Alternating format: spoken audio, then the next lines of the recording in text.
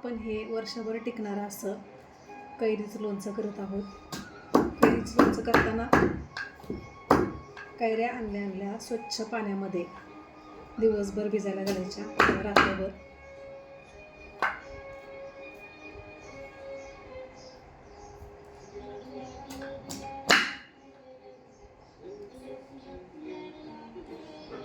नंतर त्या स्वच्छ कापडाने पुसून ह्या अशा कटरने कट करून घ्यायच्या. तर तुमच्याकडे असं कापायचं मशीन घरी नसेल तर मंडईत सुद्धा किलोवरती हे कट करून मिळतं.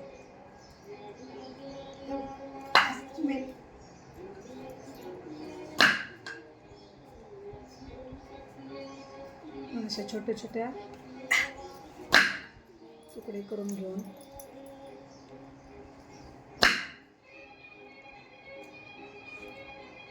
ते सुकायला ठेवायचं फॅन खाली.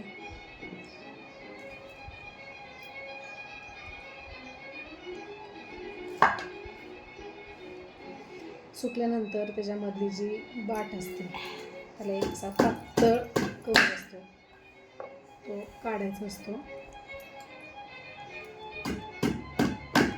त्याच्यामुळे आपलं लोणचं खराब होत नाही, ते वर्षभर टिकतं.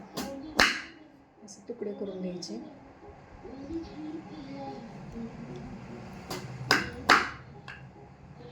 ते बघू शकता आपण.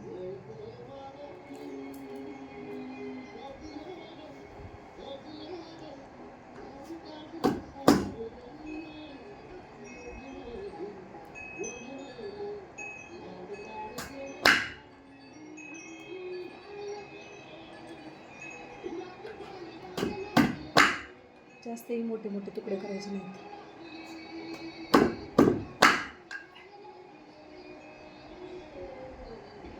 जरा जपून. आणि ही लोणचं माझी आई करणार आहे, मी फक्त तिला मदत करते. अतिशय सुंदर असं दुकानापेक्षाही विकतच्या लोणच्यापेक्षाही छान असं माझी आई लोणचं घालते. ते बघते मी कशी कट करते ते. असे छोटे छोटे तुकडे करून घ्यायचे आणि हे दिवसभर सुकवायचे. सुकल्यानंतर हे जे असतं त्याच्यातलं एक हे असं पातळ लेअर असतो तो निघून जातो, वरती येतो आणि मग तो काढायचा असतो. का तर त्याच्यामुळे लोणचं खराब होत नाही. हे सुकल्यानंतर मी पुन्हा एकदा दाखवणार आहे. आणि ही जी बाट असते ती सुद्धा अशी सगळी काढून टाकायची असते. असं हे असा पातळ कवर असतो तो असा काढून टाकायचा असतो, म्हणजे लोणचं खराब होत नाही.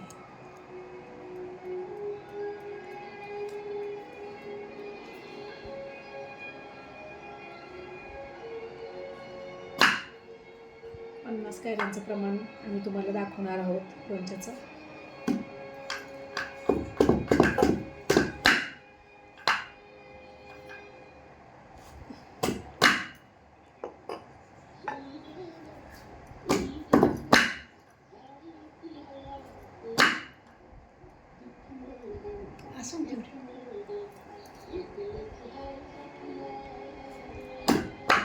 कितीही विकतच्या गोष्टी आणल्या तरी त्याला घरच्यासारखी चव नसते. म्हणून हे सगळं एवढं कष्टाने करायचं असतं. आणि आपण एखादी गोष्ट घरी करतो त्याच्यातला आनंद काही वेगळाच असतो. ही परंपरा जर आपण जपली तर आपल्या पुढच्या पिढीला समजणार आहे. विकत तर सगळंच मिळतं, पण आईच्या हाताची चव मिळत नाही ना.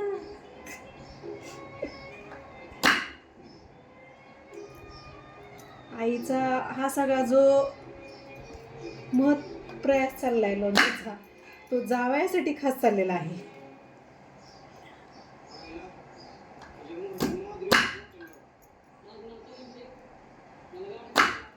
पण बघू शकता खूप छान वाटते असं करताना, आनंद मिळतोय.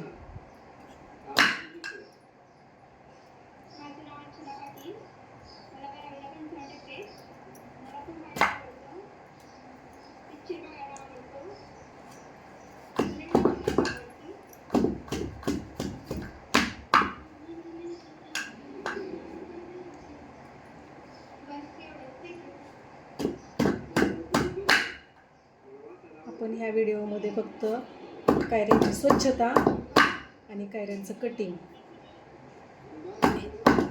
हे बघणार आहे. त्याच्या पुढच्या व्हिडिओमध्ये माझ्या आई लोणचं कोणत्या पद्धतीने घालते, त्याची स्वच्छता कशी करते, ह्या सगळ्या काय फोडलेल्या कैऱ्यांची हे आपण बघणार आहोत. छान आंबूस वास येतोय कैऱ्यांचा. हे असं कटिंग करताना जरा जपून करावं लागतं. प्रचंड धार आहे वेळीला.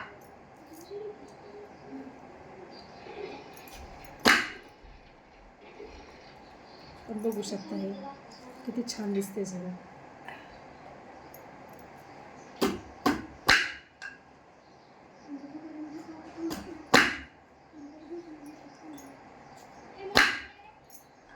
आपण कितीही उच्च शिक्षित झालो तरी आपल्याला ह्या आपल्या ज्या पारंपरिक गोष्टी आहेत त्या सगळ्या माहिती असल्या पाहिजेत.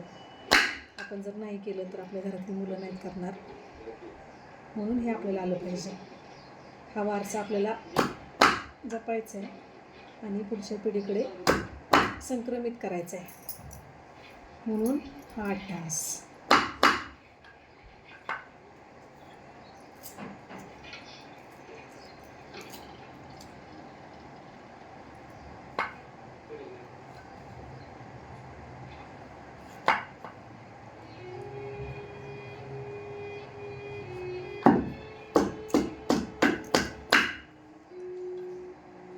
बघा मी एका कैरीचे किती छान असे तुकडे करते.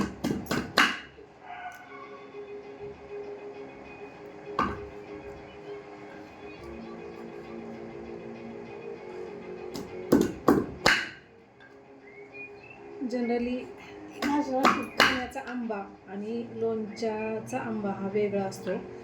ही कैरी अतिशय आंबट असते, त्याच्यामुळे ही टिकते.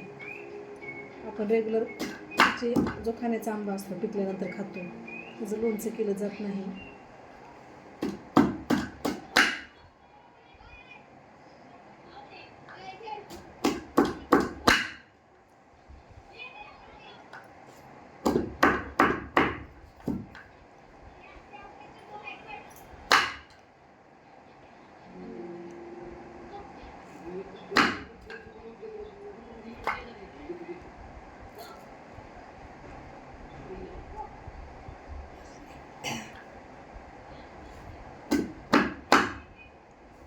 तर अशा प्रकारे ह्या अशा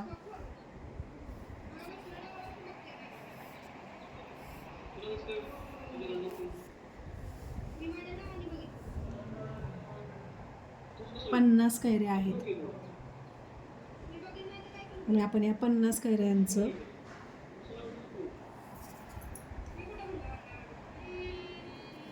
लोणचं करणार आहोत. या पुढची प्रक्रिया आपण पुढच्या व्हिडिओमध्ये बघूयात.